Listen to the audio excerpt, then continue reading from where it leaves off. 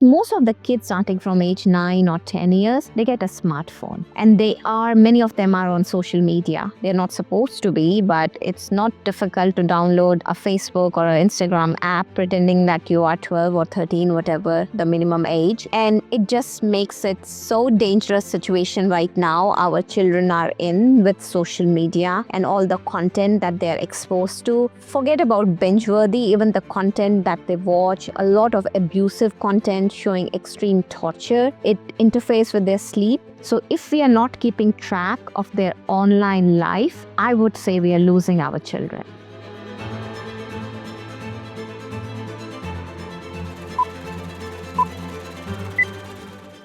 Hello and welcome to another episode of Ways to Wealth. Today I'm joined by Dr. Sajita Setia. Sajita, please give us an introduction on who you are and what you get up to. Thanks, Charlie. It's my privilege to be here on this podcast. So I'm a physician by background.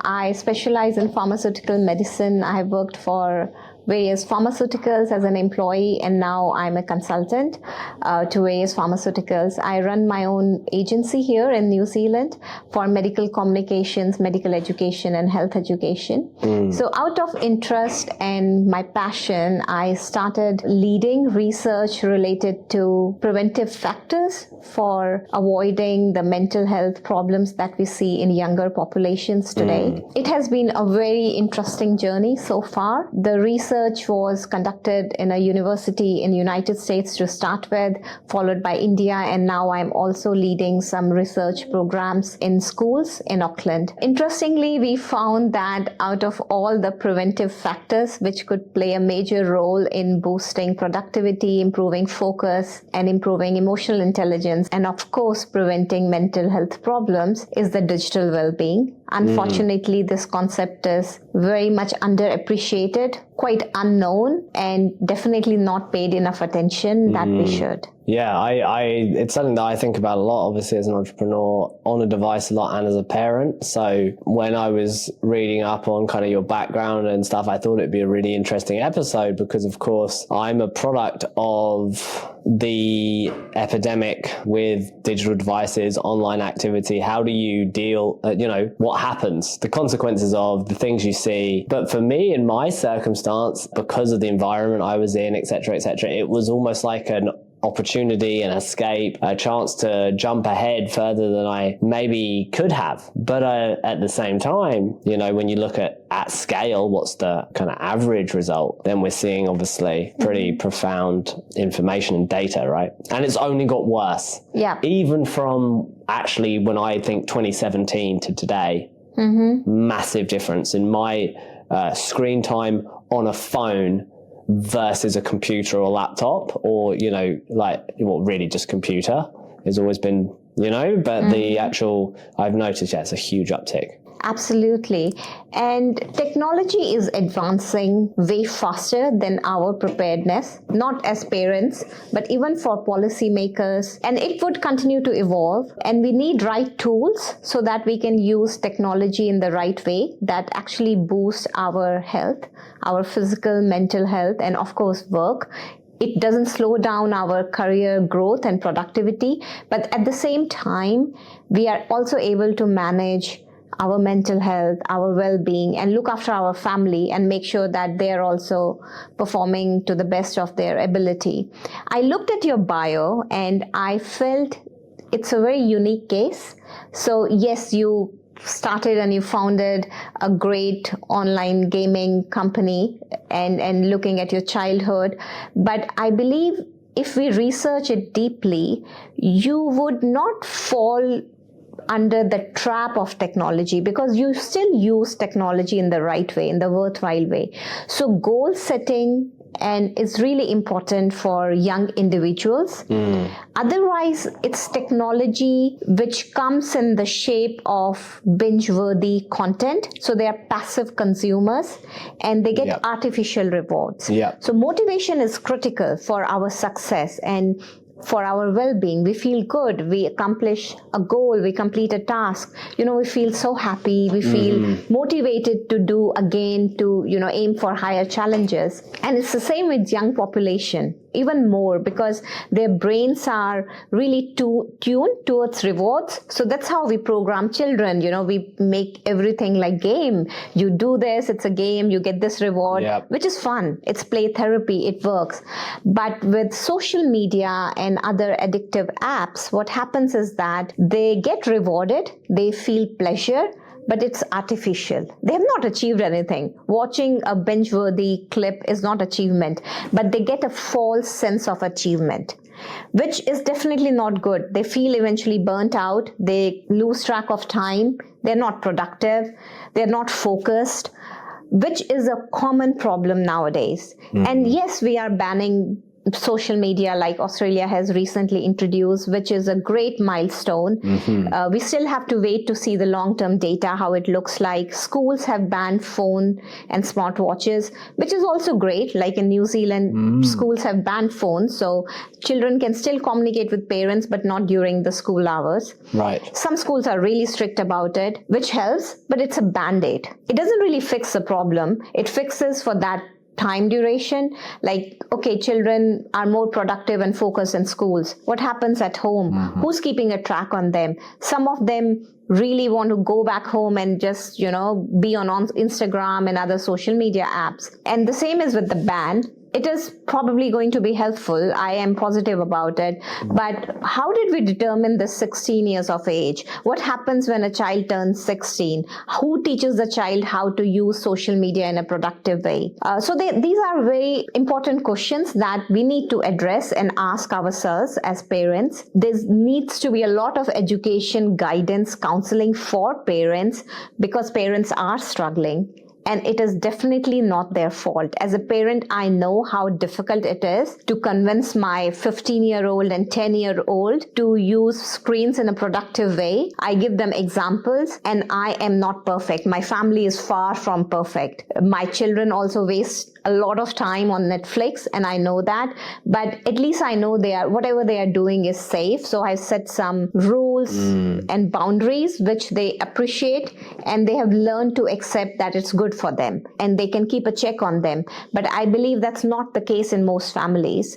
And parents and children end up facing the brunt of the tech game, and we have to be ready to face tech, but in the right way. Yeah, I obviously grew up playing esports games, which are typically very difficult online multiplayer games that were difficult. I mean, I remember when I used to play some of the games, you might spend 9 months getting to the highest level, which is very different to, the kind of Roblox slop that doesn't even make sense actually. And we often discuss that at home where I'm like, but there's no skill involved. None of it matters. What matters? But it's really interesting because, like you say, they are into it. They're into, like content and games that are very short.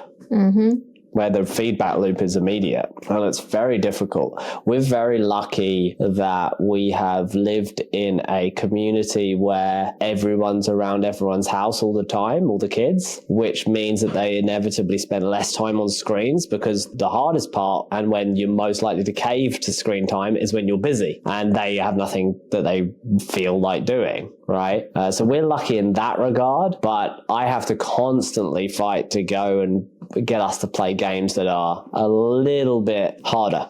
Yep. It's the same, like not all online games are bad for our children. Of course, there's a range, but again, we need to set some time limits. Like 6 hours on online game is definitely not worthwhile, even if it's harder.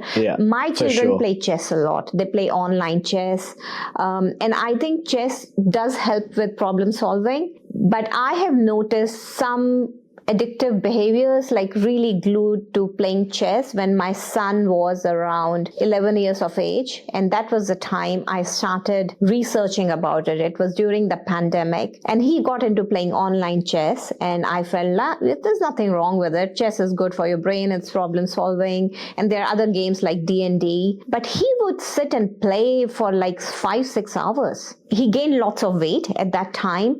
I had to struggle to pull him out, and I would discuss with my friends, other physicians, and they're like, it's good for him, chess is good. But I felt like something is wrong. The way these games are designed in today's world, even online chess, there is some addictive component. So we still need to be mindful.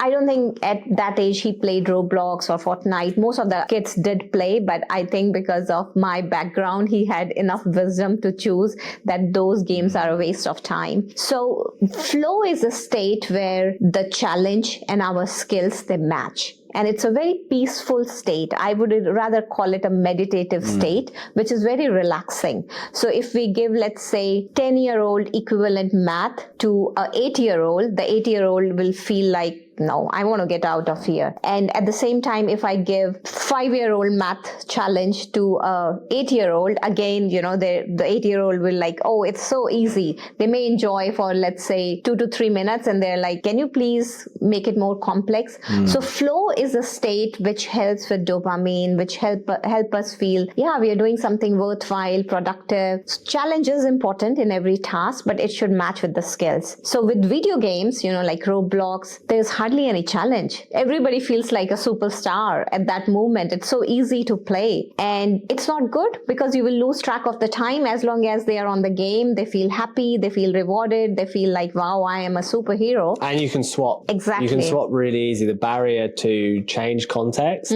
is immediate. And in the long run, there are many children who buy those coins. They end up spending lots of money also on Roblox. Fortnite, I don't really have much experience, but from my research, it looks like it has various levels. Some of them can also be a bit aggressive games for younger children. This is with online gaming, but social media now with AI and social media, it has become like a big trap, which is very difficult to get out of. So when we talk about brain in terms of biology, you could imagine a preteen or a teen's brain into the rational part of the brain and the emotional part. So the rational part of the brain, which is the prefrontal cortex, is not fully formed. So they can't really decide for themselves, especially when it comes to quality decision making. But the emotional part, the part that craves belonging and is emotional, is way more developed. That's why sometimes teenagers do act like toddlers, in emotional states, and we are like, what happened? Are you regressing? Why are you so emotional? And it starts soon after puberty, at the onset of puberty, these changes, and that's the time they're generally given a smartphone by their parents. Now, it's a very complicated and scary mix. If we look in terms of biology, the age of receiving a smartphone without proper boundaries, without proper education, even parental education on the consequences, and once parents provide a smartphone, they can't take it back. It's extremely difficult. So before parents provide a smartphone, there needs to be lots of guidance to parents. What's the right age? It may vary from child to child. The most unfortunate and I would say frustrating part for me here as a parent, as a researcher, as a physician, is the lack of choices for communication. Currently, there's hardly any option apart from smartphones. So there is this Space Talk Adventurer watch, smartwatch. It's from Australia. I have tried so many versions. It doesn't really work well. It doesn't work like a smartphone or a good smartwatch. Signal is often weak, at least in Auckland, New Zealand. I don't know about Australia. I've had experience with my children. And then there are Samsung LTE and Apple LTE equivalent smartwatches. Yeah. But the problem is now they have stopped it. So for my son, when he turned 12 or around 13, he was given a Samsung smartwatch, which he was very happy because he transitioned from a Space Talk. All his friends had phones. He was fine because I educated him, why I'm giving you a smartwatch. It's better, there's no social media. You can use it for calling. Texting is harder in a smartwatch, and kids are so used to texting. They don't want to call. They just want to text. And it worked well. It worked as wonders. Still, my son needed to use public transport, so he needed access to transport app. He started going to gym. He needed access to a gym app, fitness app, and he started asking for phone. So I felt, okay, fair enough. We gave him a phone instead, but I got it protected by a safe surfer, which means there's no access to social media. So before you actually open the pack, on a new phone, you can get Safe Surfer. But most parents don't know about it. My 10-year-old, because Space Talk had challenges, so I went around to get her a Samsung LTE, and I went everywhere from Spark to Vodafone, all providers. They have removed that possibility. Right. So just to get her a smartwatch, I have to first get her a smartphone and pay for the smartphone and then get a smartwatch. It doesn't make any sense. So my daughter, she agreed to get a Nokia. And I told her, Nokia was my first phone. I got connected to her father using Nokia, so I found my soulmate. So I made it really fascinating, rewarding story. And she was like, yes, I want to get a Nokia. Nokia is my first phone. That was my mom's first phone. So she's happy. But most of the kids around that age, starting from age 9 or 10 years, they get a smartphone. And many of them are on social media. They're not supposed to be, but it's not difficult to download a Facebook or an Instagram app pretending that you are 12 or 13, whatever the minimum age. Yeah. And it just makes it so dangerous situation right now our children are in with social media and all the content that they're exposed to. Forget about binge-worthy, even the content that they watch, a lot of abusive content showing extreme torture. It interferes with their sleep. So if we are not keeping track of their online life, I would say we are losing our children. Yeah, definitely. Agree with that sentiment, all the risks around it. So what about, it's interesting you're quite heavy on the social media, and I think that's something that probably parents are also dealing with themselves. You might even think you're doing something or watching a bit of content that is good.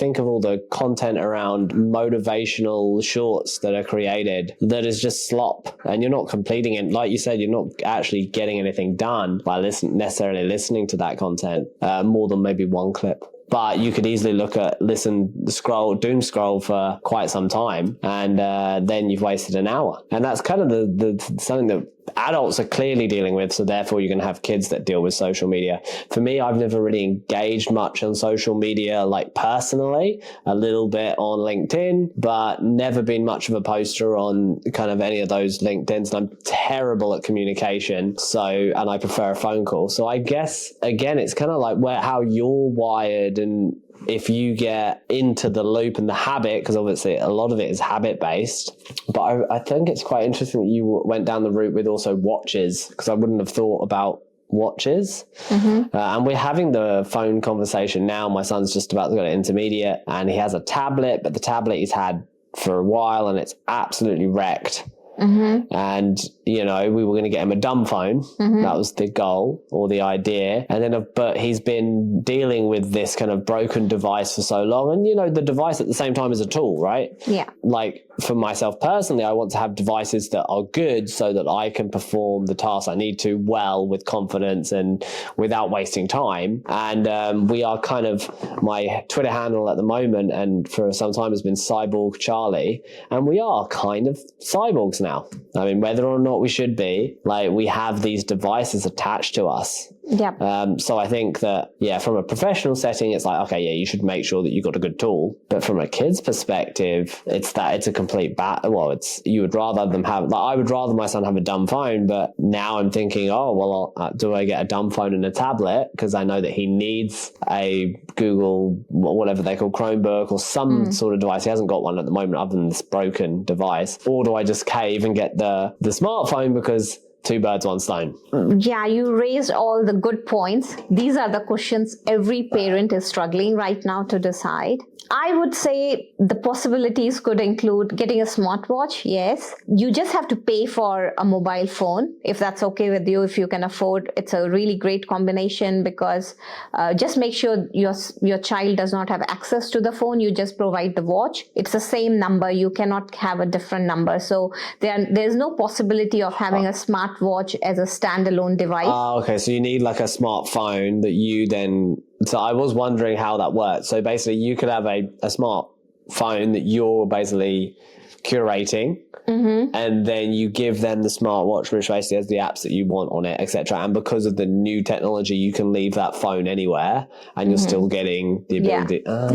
So they used to have this LTE option in New Zealand, I think some time back, because I used that for my son. And it was also tough because nobody knew how to operate LTE. How does a smart watch work without a smartphone? And somehow I navigated it. But now apparently it doesn't work. So you just have to pay for a phone, and as long as you can afford it, it might be worthwhile. Smartwatch is good. It looks cool. Like my son's refused to get a Nokia.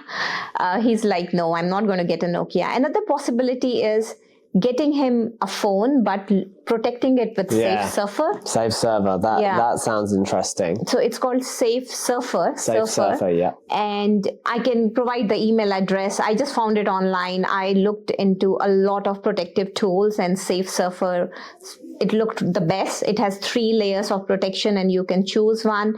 For my 15-year-old, I have chosen the middle one because there's also protection, like you don't allow any internet. For me, I do allow internet because he needs access to transport app, but I don't allow access to any of the social media. And he needs to request me for any app that he needs to. And then we can have a conversation. I will evaluate the app. No pornography allowed, and all the, any high-risk websites are blocked. It works for us really well. I also make sure that the internet gets disabled at 9 p.m. So even if by mistake they take phone to the bedroom, which should not be allowed, but kids would manipulate the rules, somehow. But he can't use the phone. So that means his sleep is not disturbed. Advanced level, of course, you can vary the protection. And Nokia is also there. I really hope it continues to stay in New Zealand because we just bought, our daughter is going to go intermediate next year. And that was the last phone. They had to order it from Palmerston North or New Plymouth, someplace outside Auckland. Right. So we managed to get it. But a lot of children feel not so cool, exactly, with this Nokia. And I asked my daughter, how would she feel? And she's like, I will just keep it in my bag so I can call you. If, if she needs to be picked up, she can call me. And she's like, it's okay, I don't care. But there are some cool girls in my class. I may feel a bit awkward using in front of them. So I understand the pressure. But she has agreed for now. And I told her, let's see, just take the Nokia for a few years and then we can get you a smartphone with a Safe Surfer. And it's my request to all the technology companies, please feel for parents, introduce something which looks cool, which is tech savvy and protects our kids, because nobody is looking into that. I know there are experts warning, banning, there are rules or regulations or at least guidance that exists that no smartphones before the age of 15 years. It doesn't work for most of the parents. Yeah, right. That's really interesting because have you seen some of those modes you can put on phones now where it goes into basically black and white and it's like not so stimulating? Like it's kind of like you need one of those versions, like kind of, it's still a smartphone. Android, it's interesting. Someone could easily make, because Android's open source, right? So someone could easily make a fork of like an Android version and then work on that to be basically making a smartphone a not so smartphone. Yeah, someone should do that. Is there no one trying to do that? Not that I'm aware of. That's interesting, right? Because I'm surprised. Because Android's open source, so it's the tool, the opportunity is there. It's a big opportunity and it will save a lot of lives. Children and parents, in terms of the mental health crisis that we see. There is clearly a problematic, unhealthy use of technology by the young people, but we also have to understand it's not their fault. It's biology. So tech designs social media apps in such a way that one would keep scrolling. It's very difficult to escape. I mean, good that you're not on these platforms. And I was avoiding for the longest possible time. I was just on LinkedIn, very silent on Facebook, just with family and friends. Then I was told you need to be on Instagram to reach out to younger parents because I'm also writing a book. So the publisher was like, yeah, you do need a presence on Instagram. And I started being on Instagram and I realized why our research shows that it's one of the most addictive apps. I was like, yep, definitely. TikTok, I don't want to be. It's way more than that. Yeah, I mean, I definitely would find, and I think it's a generational thing where you get sucked into the things. And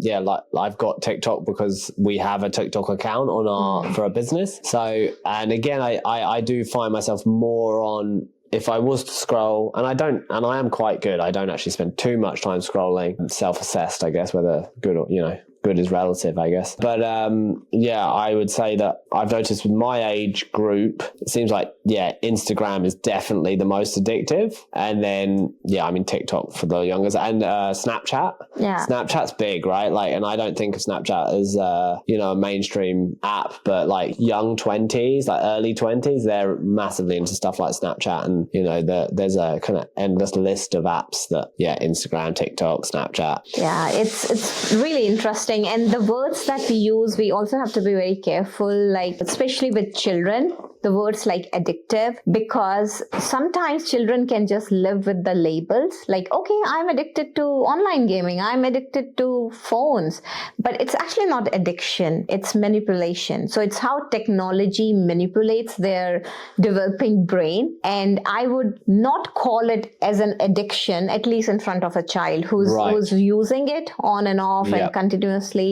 I would say that you're being trapped. You need to learn to play the game against technology, like a game. And during our workshops with children in schools in Auckland, that was the most empowering conversation we had with them that made them realize, motivated to distance themselves from their smartphones. Yeah, gamifying. Yeah, gamifying. They love playing games. Most children do. They love to win.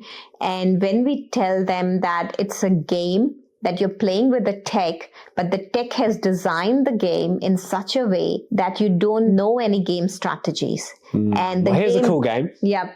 Cool game is obviously if you've got more than one kid, you could play them off against each other of the lowest number of screen time.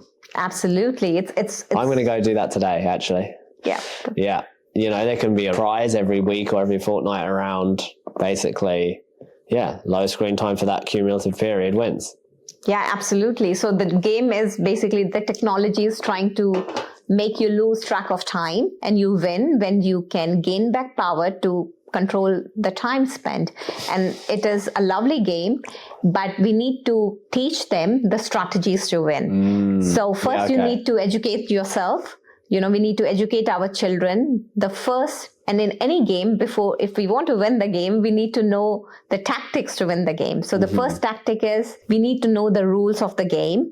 And the rule of the game is that the device, keep distancing yourself from the device physically is something like taking away your opponent's strongest weapon. So leaving it in a different room. Yeah, exactly. Leaving it with you when you go out for a walk. Yeah, spending time with your family, you are having dinner, leave it away, out of sight, out of mind. And it's not just for children. It equally applies to adults, because phone is like a pacifier for both parents and children, for everybody. We want to avoid a social interaction. Okay, I'm on my phone, it's just that I don't want to talk to you. I'm on my phone. It happens so frequently. Children are ignoring their parents, but we are pack animals. We are mammals. We need to be a part of a pack to thrive. We need to make eye contact when we talk.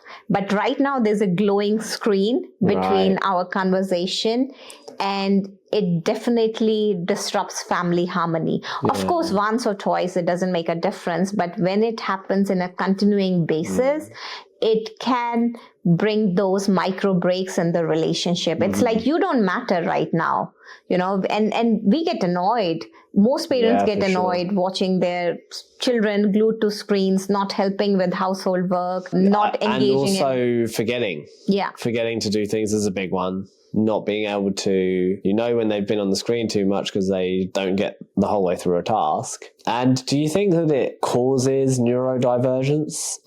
There isn't much research to prove it at this stage, so I would not be too confident in jumping to any conclusion as of now whether it causes neurodiversion, but it can definitely make the symptoms worse. It can make the management difficult.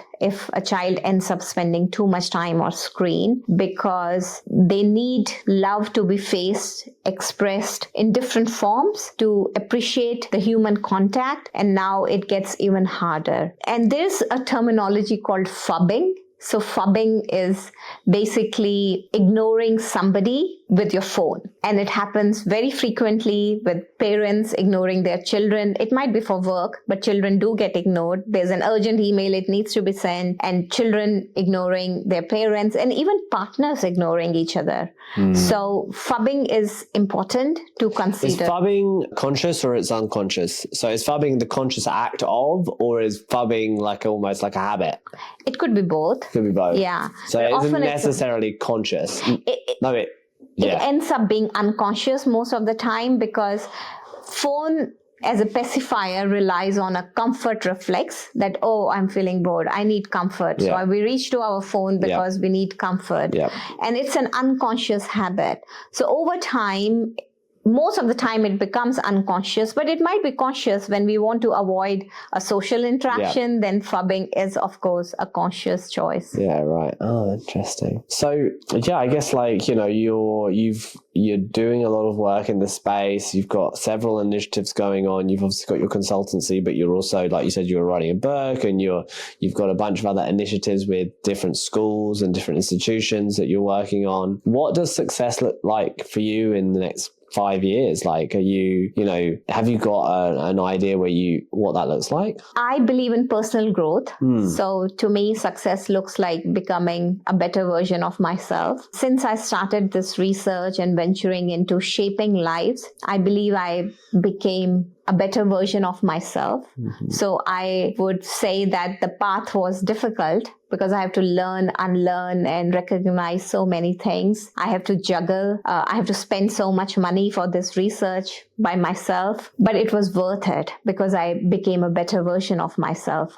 Most of my personal growth also probably happened in the last 5 years. And I wouldn't go into the materialistic definition of success, because to me, it's not so important. Money is a byproduct. It just comes to you. If we do good work, all the materialistic aspects, just everything falls into place. But yeah, success for me is becoming better version and shaping lives. That's cool. So having an impact and then kind of leveling up. And, you know, what are some really, you know, obviously there's a lot of known tactics, but what are some cute kind of tactics that the parents can use for themselves? Because, you know, the whole get your own oxygen mask on first. Yeah. How can you really set the expectation of, you know, reducing screen time for your kids if you're not demonstrating that yourself, right? Especially if you're a busy parent and then, you know, you've got this phone that you're using. Yeah, what are some nice tricks, hacks that you know of that can help? I would say the most important is rules should be for everybody. So charismatic leadership, no dictatorship. In a house, we know that our children are innocent. They look addicted, but they're not addicted. They're manipulated.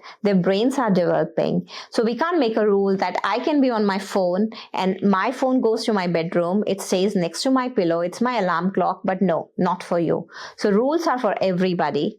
When we don't want our children to phub us or ignore us with a phone, we should not be doing that either. And we should give our children the right to correct us. You are neglecting me, not really neglecting, you are ignoring me and I don't like it. You're on your device.